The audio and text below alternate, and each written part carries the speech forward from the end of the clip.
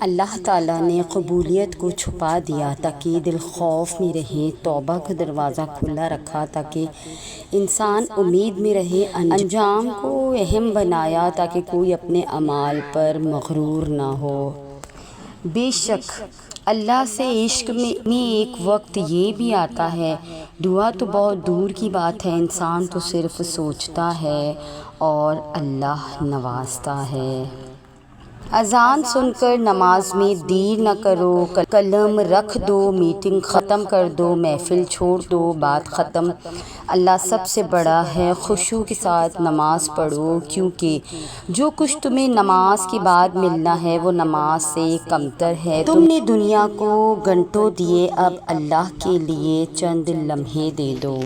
ایک وہی تو ہے جو تم سے بیزار نہیں ہوتا، جو یہ جانتا ہے کہ تم اپنی غرض کے لیے اسے پکار رہے ہو، مگر پھر بھی وہ تمہیں سنتا ہے، بہت غور سے سنتا ہے۔ اللہ سے بات کرنا اس سے قریب ہونے کی پہلی سیڑھی ہے۔ اے میرے رب، ہم تھکے ہارے تیرے در سے آس لگائے، اے میرے رب ہم بے بس ہیں، ہماری مدد فرما۔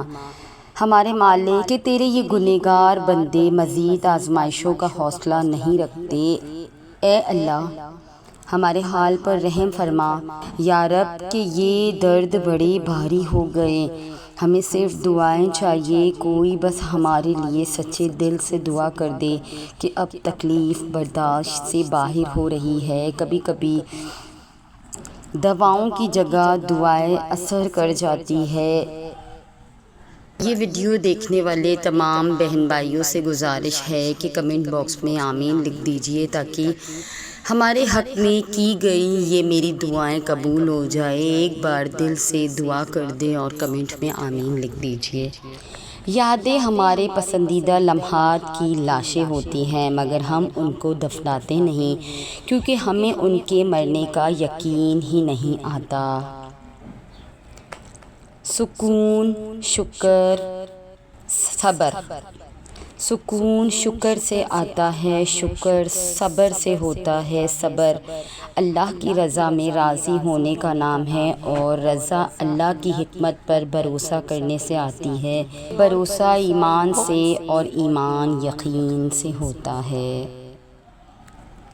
انسان کی سادگی کا مطلب یہ نہیں کہ آپ کے پاس کوئی چیز کم ہے، بلکہ یہ ہے کہ آپ کو زیادہ نمائش کی ضرورت نہیں۔ جو لوگ اندر سے مطمئن ہوتے ہیں وہ باہر سے سادہ ہوتے ہیں، نہ دکھاوا نہ بناوٹ، بس اصل زندگی، اصل چہرہ، اصل انسان۔ سادگی وہ خوبی ہے جو وقت کے ساتھ ساتھ نایاب ہوتی جا رہی ہے، لیکن یہی وہ چیز ہے جو انسان کو سب سے زیادہ خوبصورت بنا رہی ہے۔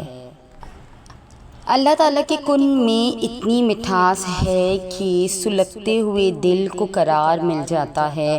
وہ جلد ہی کوئی ایسی مدد بھیجے گا، تمہارے سجدے میں بہائے گئے آنسوؤں کا حق ادا ہو جائے گا، وہ تمہارے صبر میں گزارے گئے لمحوں کا ایسا اجر دے گا کہ تم نے کبھی کچھ کھویا بھی تھا تمہیں یاد بھی نہیں ہوگا۔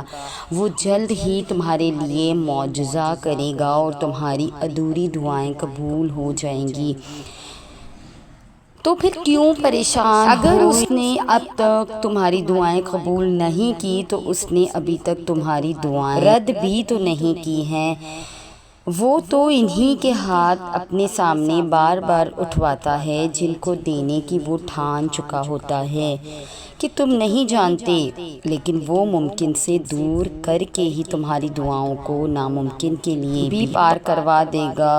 وہ سمیٹ لے گا تمہاری زیرہ زیرہ ذات کو، وہ تمہیں اب اور نہیں بھٹکنے دے گا۔ وہ جلد ہی کن کہہ دے گا اور آمین سے پہلے ہی تمہاری دعائیں معجزاتی صورت میں تمہارے سامنے کھڑی ہوگی انشاءاللہ۔ اصل چیز تو دعا ہے، لیکن اگر براہ راست اللہ سے مانگو اور 2 رکعت صلاۃ حاجت پڑھ کر اللہ تعالیٰ سے دعا کرو کہ یا اللہ اپنی رحمت سے میرا یہ مقصد پورا فرما دیجئے، یا اللہ ہماری یہ مشکل حل فرما دیجئے، یا اللہ ہماری یہ پریشانی دور فرما دیجئے، تو اس دعا کرنے میں ثواب ہی ثواب ہے۔ حضور اقدس صلی اللہ علیہ وآلہ وسلم کی سنت یہ ہے کہ جب کوئی حاجت پیش آئے تو اللہ تعالیٰ کی بارگاہ میں دعا کرو، اور اگر 2 رکعت صلاۃ حاجت پڑھ کر دعا کرو تو زیادہ اچھا ہے۔ اس سے یہ ہوگا کہ مقصد اگر مفید ہے تو انشاءاللہ حاصل ہوگا، اور ثواب تو ہر حال میں ہی ملے گا، اس لیے کہ دعا کرنا چاہے دنیا کی غرض سے ہو وہ ثواب کا موجب ہے۔ اسی لیے کہ دعا کے بارے میں رسول اللہ صلی اللہ علیہ وآلہ وسلم نے فرمایا ادعو وہو عبادتی، دعا بذات خود ایک عبادت ہے۔ تو یہ تھی ہماری آج کی ویڈیو۔ اگر آپ ہماری اس کاوش کو پسند کرتے ہیں تو ہمارے چینل کو سبسکرائب کر کے ہمارے ساتھ جڑ جائیے۔ جزاک اللہ۔